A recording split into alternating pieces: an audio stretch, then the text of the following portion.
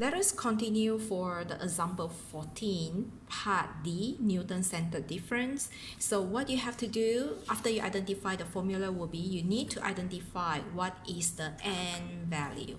Okay, you want to know whether your n is an even number or odd number. So n referring to the number of data points. So you see, you know that your n here is equal to 3. Okay, so you know that your n is equal to 3. So your n, which is equal to 3, is a odd number. So you know that if odd number, your n will be equal to 2m plus 1 equal to 3 is odd. So where you need to know, you have your n, but you want to know what is your n value. Okay, so then we know that your 2m plus 1 is equal to 3. So you know that your 2m is equal to 2 and your m is equal to 1. So now you know that your m is equal to 1. So now for the Newton-centered difference is a little bit tricky because you need to know what is the value of x that you would like to evaluate. So in this case, I would like to show you for two cases. So now we see to approximate fx where your x is in between -1 and 0. Okay, so if your x is in between -1 and 0, that means we are looking for the value in between here. Okay, so this is your -1 and this is your 0. So we want to know what is the x value in between here. Okay, in between these two. So now what you have to do is you have to assume that the index of -1 here no longer 0. So that means this one, because the Newton method and the center difference method, so let me, you need the value of -1. Can you see that? A point before 0 or few points before 0. Okay, that depends. So in this case, so now we're gonna change this, no longer 0. We're gonna fix this as -1. Okay, and the value in between here, so this is the x that you're looking for, and then this one will be the initial value, so-called, because it doesn't specify. If they say that your initial value is equal to -1, then you have to fix your I equal to 0. But if they do not mentioning or they do not give you the initial value, then you have to assume that this is -1, and then this is 0, no longer 1, this is 0, and then this is your 1, and then this is your 2. Okay, so that means you need to come out a table. Okay, you need to come out a table where this is your I, this is your xi, this is your fxi. Okay, so your -1, 0, so this is your -1, this is your 0, and then your fxi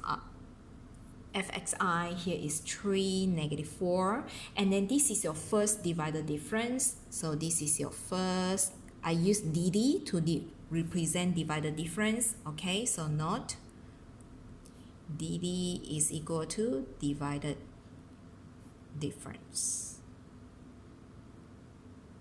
Okay, so your first divided difference.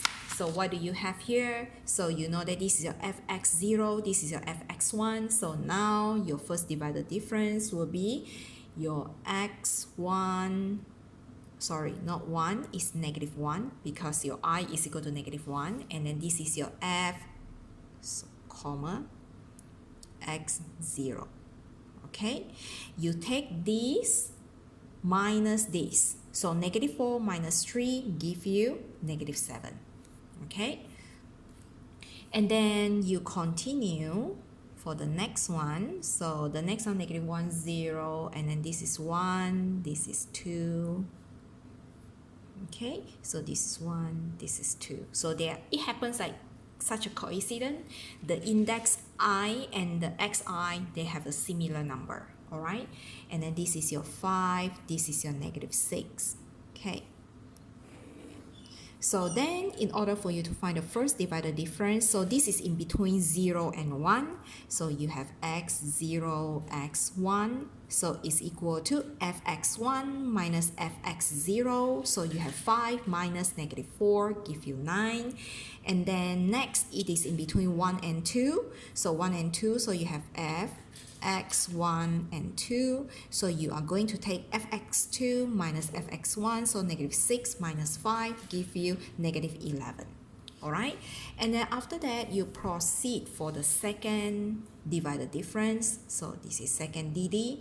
So second divisor difference will be involve 3 points. So that means you have in between negative 1, 0, in between negative 1, 0, and 1. So now I can write this. This is in between negative 1, x0, x1, which is equal to, okay, so you take this one, fx0, x1 minus fx negative 1, x0. So that means you have 9 minus negative 7. Okay, so 9 minus negative 7, you give you 16, and then divided by the difference of 1 minus negative 1. Okay, so the formula, I'm gonna write it down here. So your fx negative 1, x0, x1 is equal to fx0, x1 minus fx negative 1, x0 divided by the first and the last also involved. So that means you have x1 minus x negative 1. So this is the formula. So that means you have 9 minus negative 7 give you 16. 16 over 1 minus 1. And 1 minus negative 1 give you 2. So that means you have 16 over 2. This give you 8. Alright? And you can do the same thing for fx0 because it involves these 3 points. x1, x2. So this one will give you negative 10. Okay, I would like you to do it by yourself at home and try. And the third divisor difference. Okay, so this is the third divisor difference. It will be involved fx will be from the top here to here because you need 4 points. Okay, so it's from x negative 1 until x2. So it's from x negative 1, x0, x1, x2. So how you gonna do that? So you take this one, negative 10, minus 8, so you have negative 18, and then divided by x2 minus x negative 1. So x2 is equal to 2 minus x negative 1, that will be negative 1. So 2 minus negative 1 give you 3. So that means you have negative 18 over 3. So this give you negative 6.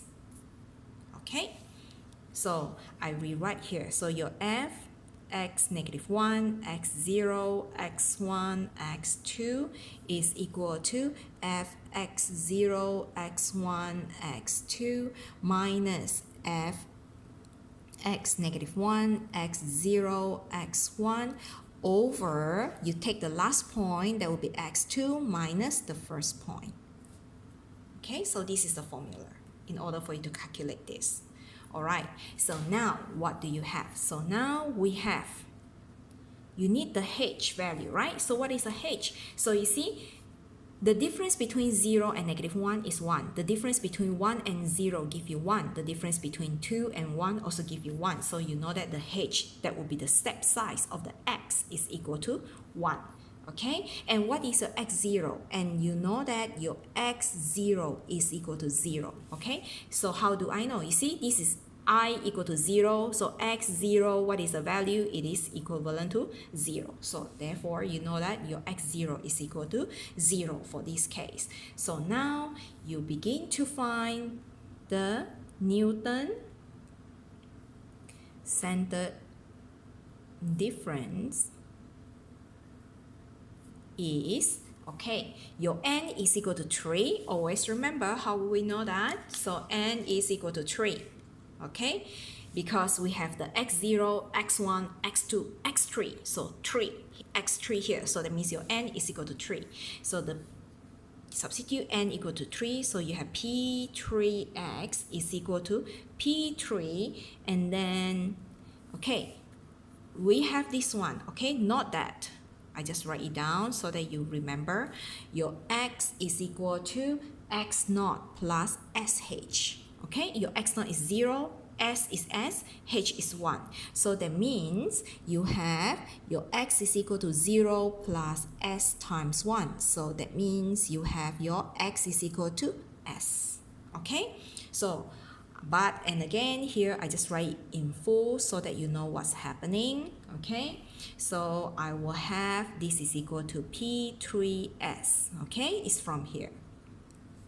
So now you plug into your Stirling formula. So because it is a odd, you have to use everything here. Okay, so you see this one you have no problem. This one you have the value. Okay, the next one you see this one no issue, you have the value. Do you have this value? No, right? So if you do not have this value, that means you're gonna stop here. So you only have this term plus this term and plus this term. Okay, why we do not include this? Because you don't have this value f x negative 2, x negative 1, x0, x1. You don't have this value. Okay, so you do not have this value, that means this is the only value that you have. You have this value but no this. Okay, so you don't have. Okay, you do not have it. Okay, if you do not have it, you stop it. You stop here. Okay, so this is the one that you have. So now I write it down. So you have p3s is equal to fx0 plus sh over 2 and then times with fx negative 1 x0 plus fx0 x1 plus s square h square f x negative 1 x0 x1. Okay, and then you begin to substitute the value of fx0. Okay, so now our p3x is equal to fx0, so this is your x0 is this one, so you have negative 4, so you have this is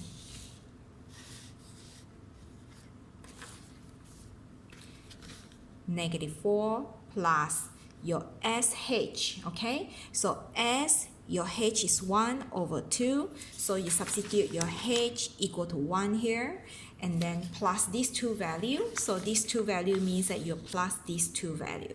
Okay, so I will write in full. So you have negative 7 plus 9 and then plus with s squared times your h squared, that is 1 square, and then times your f x negative 1, x0, x1 equal to 8.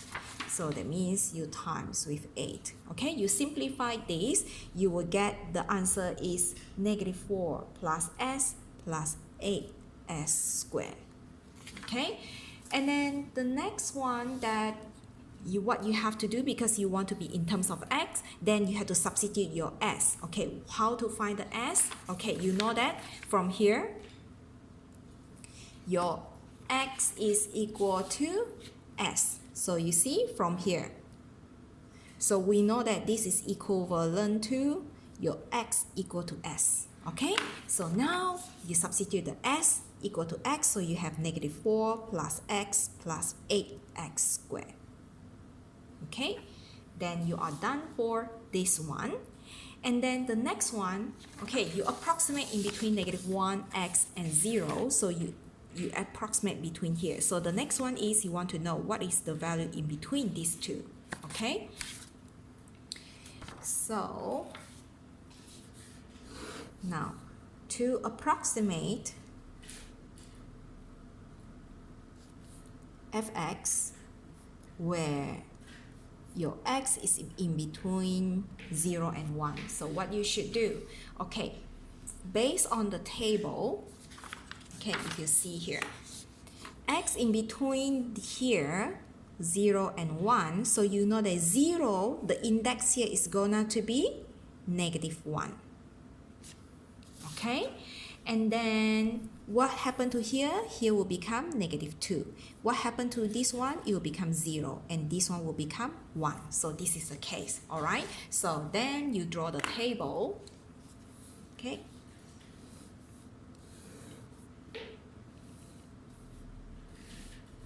So this is your I, this is your xi, and then your fxi, okay? And then now I write down my x value will be -1, 0, 1, 2. Okay, so the index, because in between 0 and 1, x between 0 and 1, so between 0 and 1, so you know that the 0 is -1, and here will be 0, and then this is your -2, and this is your 2. Okay, and your fxi you just copy down, so you have 3, -4, 5, -6. Okay, how to find the first divider difference is the same thing. I will leave it for you guys. And then your second divider difference, and then the final one is your third divider difference. Okay, I would like to let you solve it, and then I will give you the answer for this. Okay, so your P3x is actually equal to 5 minus s minus 10s squared. Okay, and then you need to substitute, so you know that your x is equal to x naught plus sh. Okay, so this is equivalent to x. What is the value for x naught? So your x0, you see this is 0, so this one will be your x0. Okay, so this value is x0, okay, equal to 1. So you know that your x0 is 1 plus s times h is always 1. So that means you have, this is 1 plus s. Okay, so therefore I know that my s is equal to x minus 1. So then you substitute your s as x minus 1 here. So then you have 5 minus x minus 1 minus 10 times x minus 1 squared, and then you simplify, then it will be your answer. Okay, so try it at home.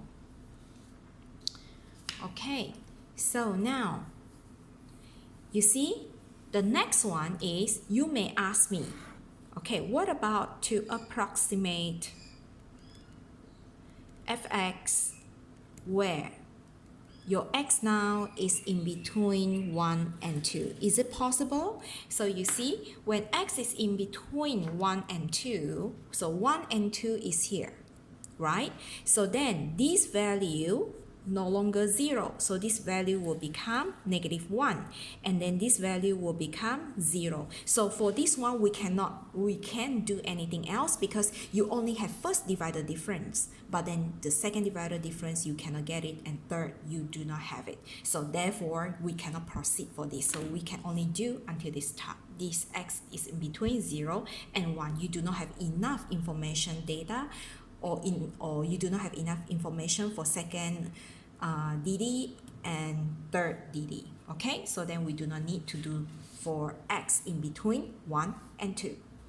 Okay, so that's all for this example.